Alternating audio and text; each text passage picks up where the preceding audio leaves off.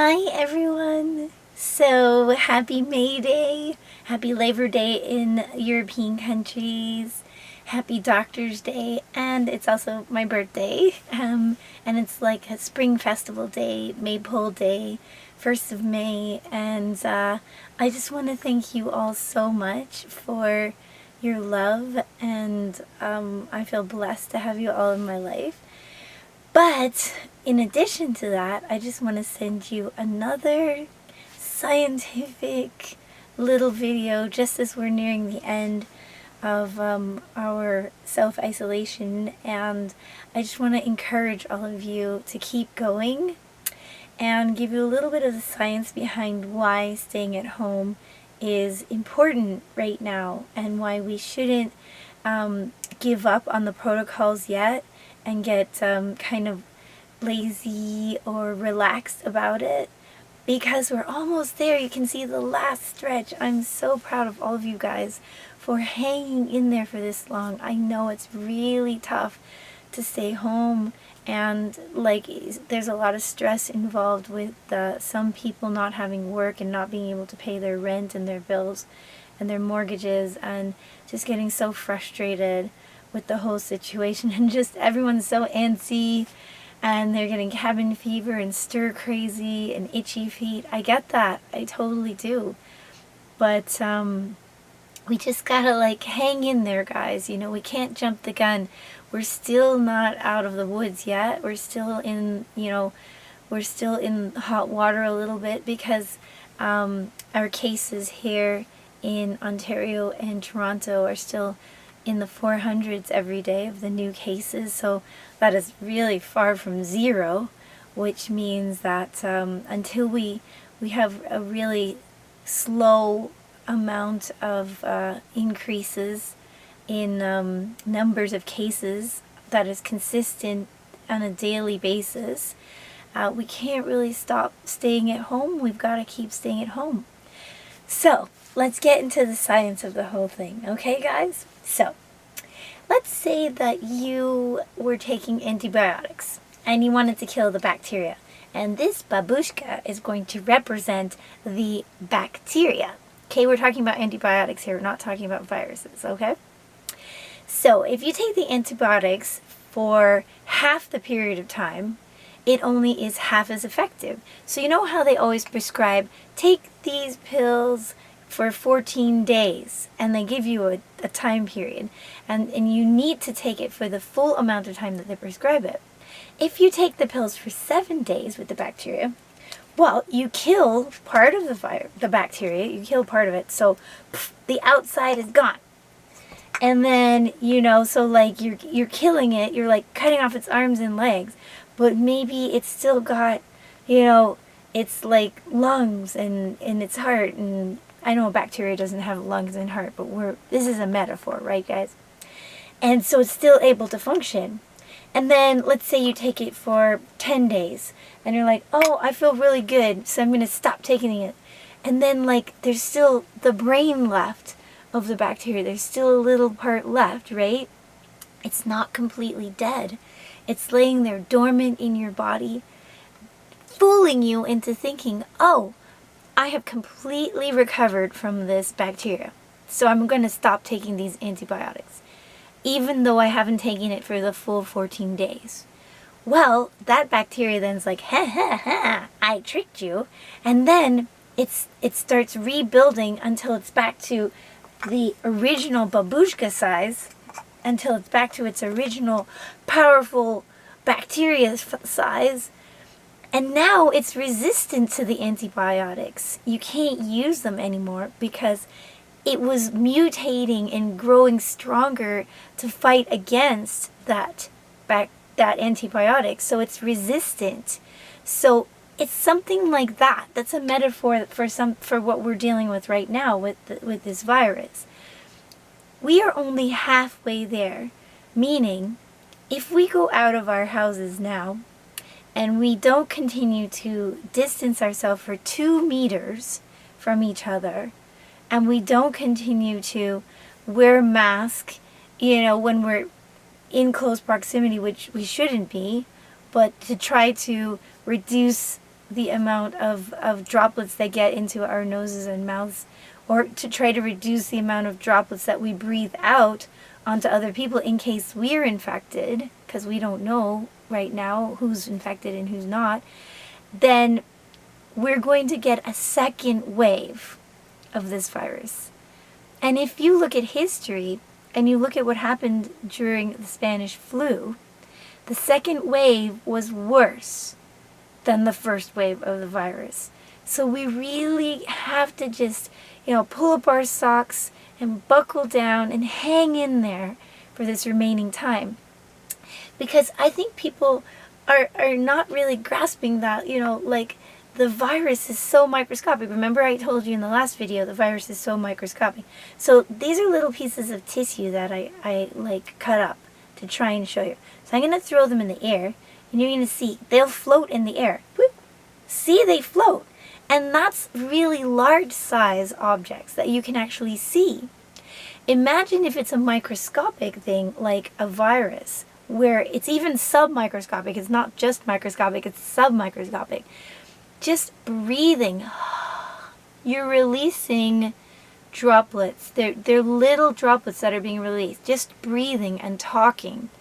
So if you're standing even like a foot away from someone, and I'm talking to you and you're talking to me, those droplets are getting into my nose and my mouth and my eyes, and my droplets are getting into your nose and your mouth and your eyes. So masks are not completely effective in preventing the droplets from going through, but if the person is infected and they don't know they're infected, they can help prevent the droplets from getting out and going to other people and infecting other people. So a mask is like kind of a band-aid, a temporary thing. It doesn't really solve the problem, but it does help if you're forced into close proximity. But really, that's in emergency situations, because you should not be that close so that a person can breathe on you or talk to you and the droplets get into your nose and mouth and eyes. Now, remember, these droplets are so tiny that if it does get on you, you're not even going to be able to feel it. It's like, oh, you won't feel it on your face or your skin. And if it does get on your clothes or something, you don't know that it's on your clothes. Or if it does get into an area where you can breathe it in, and then you breathe it out. It's that easy. That's how easy it is, right?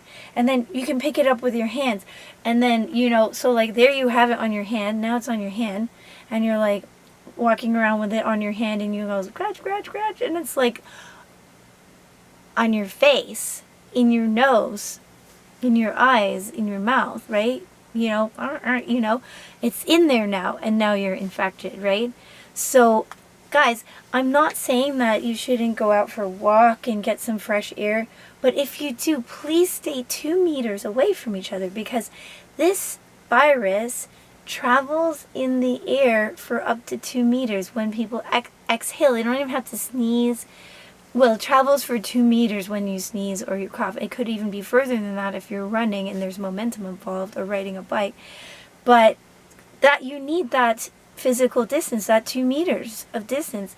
Otherwise, staying home literally is the best way of avoiding getting infected, because then there's absolutely no chance of those droplets getting on your clothes, getting in your hair, getting in your nose, mouth, or eyes, getting anywhere in your vicinity, so you can't get infected. Or conversely, in the opposite way, if you are infected and you don't know it, then you will avoid getting other people sick by going out. And you know what? This virus lives up to 3 days on plastic and metal surfaces. 3 days, guys. That's crazy, right? And it needs a living host, a living cell to live in and to occupy and to multiply and replicate. So if we don't provide that for it, then the number of cases will reduce, the spread will reduce, and look, we can get back to normal life. But, I see a lot of people who are getting antsy, and I get that, I do, and they're going out and they're not practicing the safe social distancing, and they're really starting to go back to thinking that this is a big joke. and that, you know, people are exaggerating and they're taking it too far. And I totally get that. I know that people are like, oh, nothing's happened to me, I'm fine. These people are making a big deal out of nothing, like it's way over the top. But just because it hasn't happened to you doesn't mean you can take it lightly, guys. If you go to a hospital and you see what the doctors and nurses are dealing with, how exhausted they are, they're completely taxed out. They've got like zero, they're running on empty, zero energy left.